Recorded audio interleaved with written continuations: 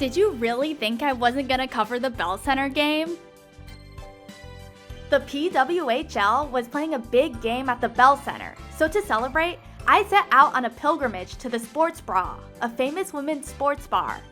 I had high hopes for my first visit, but I couldn't shake my worries. What if I went all the way there and was the only person there? What if it was totally lame? I've dreamed of opening a women's sports bar. I've been lucky enough to visit some amazing women's and queer sports bars like Champs Bar in Montreal, a bar of their own in Minneapolis, the Black Heart of St. Paul, and Rough and Tumble in Seattle. Since I haven't made my dream a reality yet, my apartment has turned into a mini women's sports bar, and this YouTube channel has become a sort of community space. But despite all that, I've never been to the Sports Bra in Portland.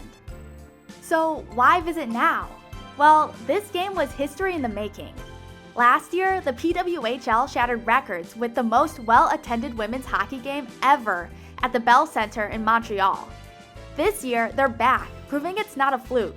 Montreal Victoire vs. Boston Fleet, playing in front of yet another packed house. I chose to visit that day because it felt like a full-on celebration of women's hockey. But moments like these also make me think about the disparity between men's and women's sports. The Montreal Canadiens play all their home games at the Bell Center, but the PWHL only had their first sellout game there last year. Men's hockey players earn millions, while women have had to fight for an average salary of just $56,000. Men's sports bars are the norm, while women's sports bars are still the exception. And even though this trip was a celebration, my visit to the Sports Bra reminded me of how far pro women's hockey still has to go. I got there right at 11 a.m., just as the bar opened, and to my relief, I wasn't alone. 2 other people were already at the bar, ready to watch the game. I grabbed a seat at the bar too, not just for the perfect view of the TV, but also for the chance to chat with the bartender and other fans. Literally, as soon as I sat down, Taven scored. I yelled, "Wow!" way too loud because that's how I watch hockey, and I got a little self-conscious. But I think the other women sitting at the bar were entertained. I started chatting with them and found out that they were visiting from Wisconsin. Turns out, they were Badgers fans, so I got to mention that Knight and Davienne played for the Badgers. They said that they were casual fans, so I asked them if they wanted some context on the matchup. I explained that even though Montreal was first in the standings, this was kind of a redemption game for them. Last year, when they played at the Bell Center, they lost in overtime to Toronto. Today, they were facing the Boston Fleet. They won their last matchup in Seattle and, famously, swept Montreal in last year's playoff semifinals despite being the lower seed. Explaining all of this made me realize how much of a stan I am. I was trying not to give away that I'm obsessed with the PWHL, but I eventually told them that I have a PWHL YouTube channel. Unfortunately, they didn't seem interested in subscribing, but it's okay. Pelkey Slapshot, what? But despite the early scoring, I weirdly felt like neither team was locked in. To compensate, I locked into this breakfast hash. It was so good. During the first intermission, I decided to explore the bar. Honestly, it felt like being in a museum. My favorite things were the PWHPA jersey, obviously, this throwback Portland Fire poster in the bathroom, and this other throwback University of Portland soccer poster featuring Canadian hero Christine Sinclair.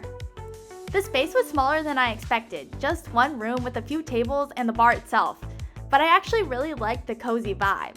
Even though there were only a few people in to watch the game, it felt comfortable and welcoming. Time for the second period. Tapani is quickly becoming one of my favorite players on this Fleet squad. She fired this one and Morin got the tip on it to put the Fleet up 2-1.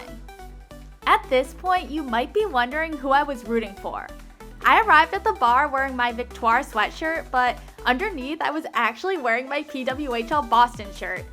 I think Boston makes a really good anti-hero and I kind of live for drama. But at the same time, I really wanted to see the Victoire be happy, especially after their loss at the Bell Center last year. I felt like there was a lot of pressure on them, and I wanted them to take care of business.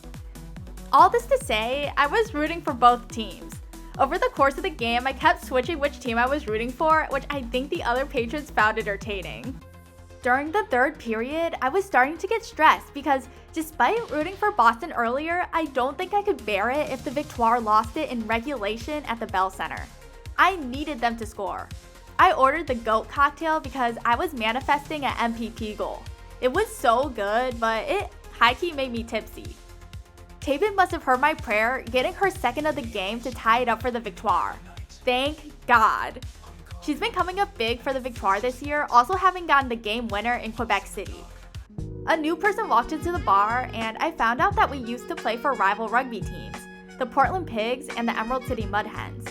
We ended up chatting about the rugby community, which is amazing because even though you're on opposite teams and might beat each other up during the game, there's this incredible culture of respect and friendships form out of that competition. Fun fact, playing rugby is actually what got me into watching hockey. I was drawn to the physicality in the PWHL. She told me that she does roller derby and was actually there to watch the roller derby game, but she ended up tuning into the PWHL game since we already had it on. And the part she tuned into ended up being the most exciting part of the game. Time for overtime. Laura Stacy, the woman that you are. What a finale. Her stick is so long. Also, this might be my new favorite picture. Even though I was switching loyalties the whole game, this ending just felt perfect to me. I asked the bartender how popular the PWHL was at the bar, and she said it's not as popular as she'd like it to be. A few people come in to watch, but it's nothing compared to basketball or soccer. That hit me.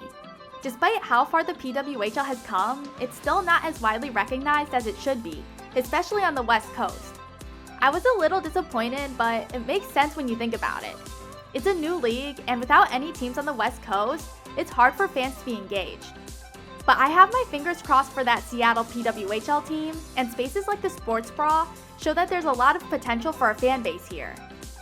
I hope that the next time I visit, there will be a PWHL jersey hanging next to that PWHPA jersey. This also made me appreciate how special online communities are. Even if we live in places where the PWHL isn't mainstream yet, we're getting in on the ground floor of the fan base and we're able to connect with each other from all over the world. With my belly full of great hockey, breakfast hash, and a women's sports cocktail, I headed outside to touch grass. I felt energized by my mission to help grow the PWHL fanbase and optimistic about the future. Given that I live in a city with no PWHL team and had no previous experience playing or watching hockey, it's wild to think that I stumbled upon the PWHL and became obsessed with it. But honestly, I wouldn't have it any other way. I felt lucky to be 365 hockey girl.